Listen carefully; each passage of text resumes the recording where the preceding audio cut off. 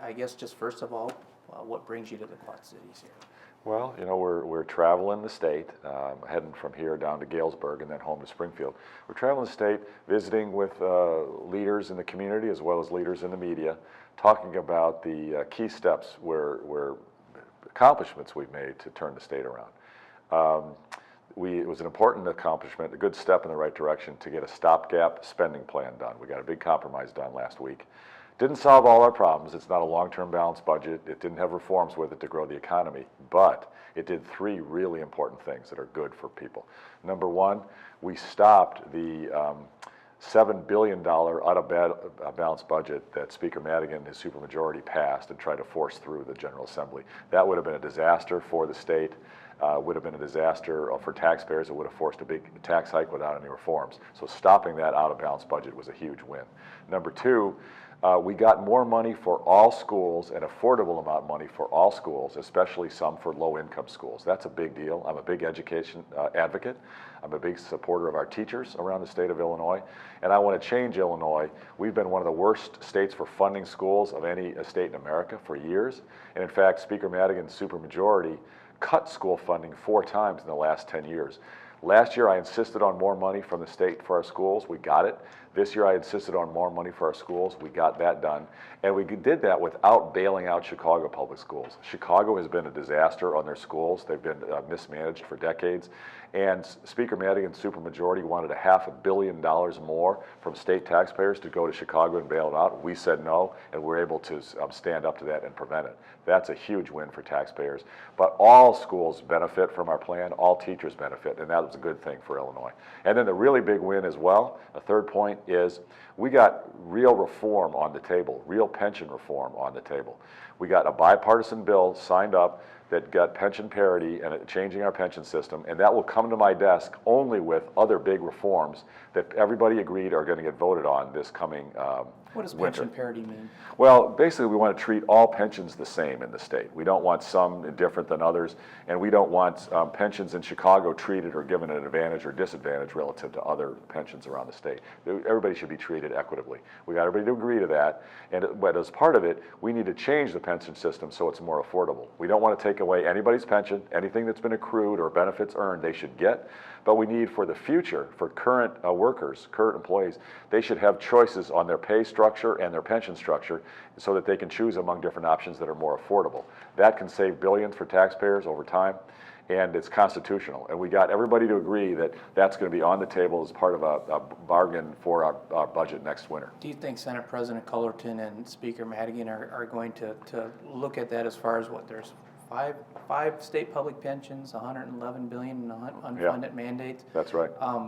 Do you think they're going to be willing to look at cost of living adjustments, 3% compounded annually?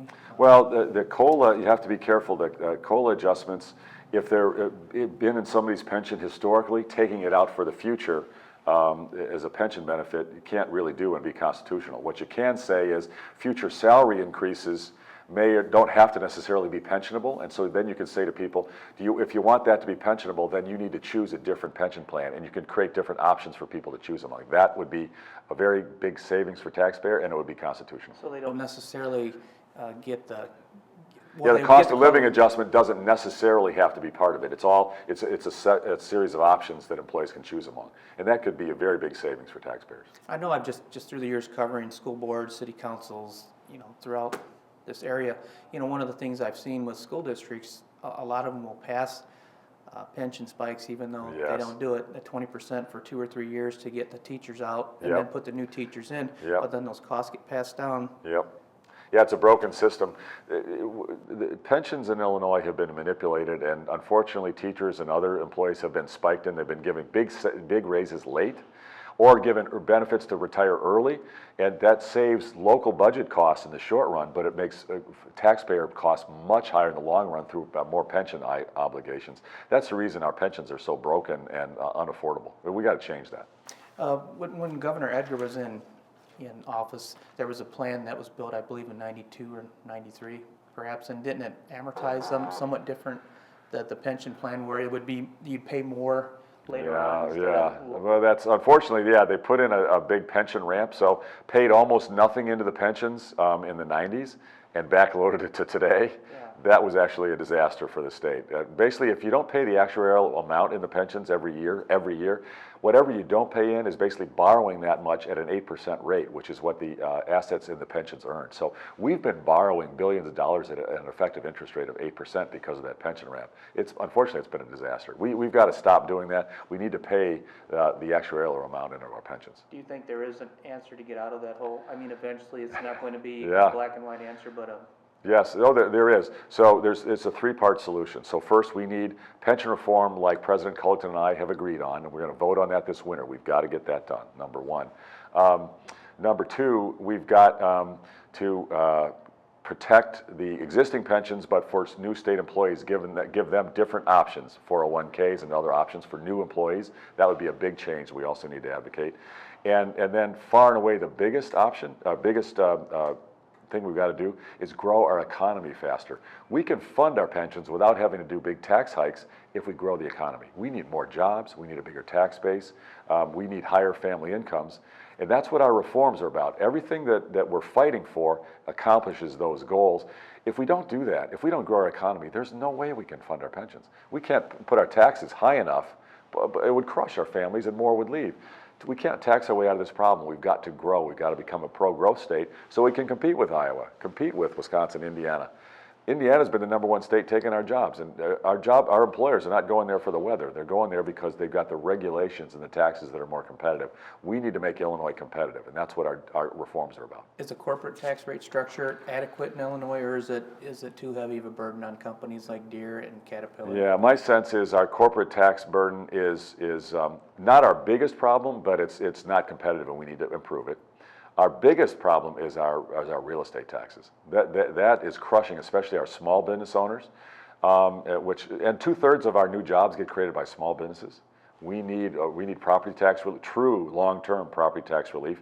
Also, our property taxes are crushing our homeowners, our working families. That's why a lot of them, I've been to Quad Cities a lot. I got a lot of friends here. Many friends of mine said, well, we're thinking of moving to Iowa. The cost of living's lower, the property taxes are a lot lower. We need to fix our property tax burden, and that's exactly what our reforms are about. Do you think a budget will be passed? Oh yeah, Eventually, no there has question. to be. We're the only state, correct? We must. It's the fact that it's taken so long and been so hard to get balanced budgets just shows how much we need reform. Our system's broken. I'm a financial person. I built a lot of businesses. I've studied our finances in Illinois. I can't find when we've ever had a balanced budget. We always spend more than we bring in. And to cover it, we don't pay our bills. We're the only state in America that just doesn't pay bills. And a lot of that's at 12% interest. You and your viewers, your readers, are paying 12% interest on unpaid bills. We don't pay our pensions. That's 8% interest on that. And we borrow in the bond market to fund operations. And a lot of that's at 5 or 6%, but we shouldn't be borrowing to fund operations. We need balanced budgets. That's what we've insisted on. No more out of balance. We need a balanced budget, and to do that, we've got to grow our economy.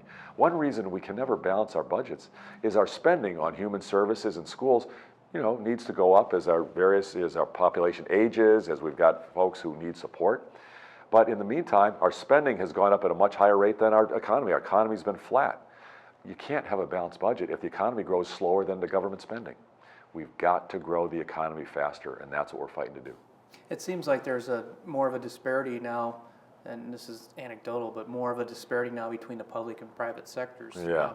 It seems like the public sectors get a guaranteed rate, and they that's get a right. pension. It's not pension envy necessarily, but it's just looking what you said, Yeah. the growth. Yeah. in No, the private sector. the pay and the benefits in the government is higher than the private sector. It's about, we've studied the math, it's about 25% higher. Same job in government pays 25% more than in the private sector.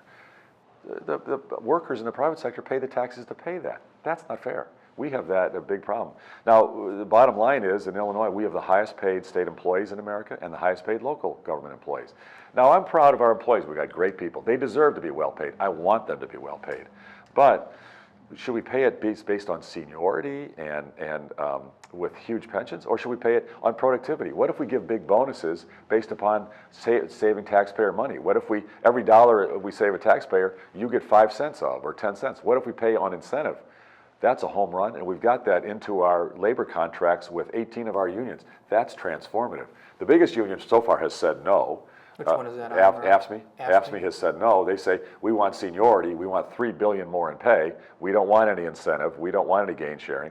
So we're having a little bit of a disagreement about that. But the state employees like it, they deserve it, and it's a win-win for taxpayers and our government workers. So hopefully we'll get that done.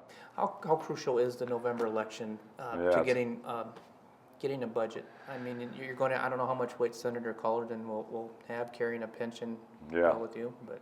Yeah, no, what happens in November is a really big deal. This is the time when the people of Illinois can find out who stands for reform and improving our economy and protecting taxpayers and getting term limits and fair maps done. Who stands for that? And who's standing for the status quo, defending the status quo of long-term, higher taxes, fewer jobs, lower family incomes. Who's for the status quo and who's for reform to improve our state? November will decide a lot of that. And just one more thing, will the bipartisan effort that just happened here last Thursday in the state, do you think that's a sign of potentially that can happen again? Yes, I do. I'm optimistic that this wasn't it wasn't a revolution. It wasn't super wonderful on any level, but it was a good step in the right direction. Bipartisan, coming together, solving a problem, and agreeing that we're going to get reforms as a top priority this winter. That's a big deal. All right. Great. Thank you. Appreciate it, Governor. Yeah, thank you. It was nice to visit with you. Thank you.